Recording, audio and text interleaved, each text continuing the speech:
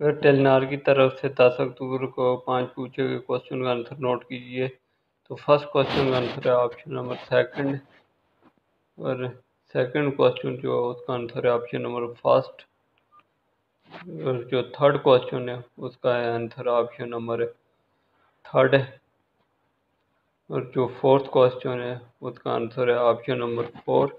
और अगर आप न्यूज़ पर अभी तक मेरे चैनल सब्सक्राइब नहीं किया तो सब्सक्राइब कर बेल नोटिफिकेशन ऑन कर दें। डेली आपको क्वेश्चन का सर्च न करना पड़े गूगल या यूट्यूब पे, जैसे क्वेश्चन रिसीव होंगे साथ आंसर को भी नोटिफिकेशन रिसीव हो जाएगा।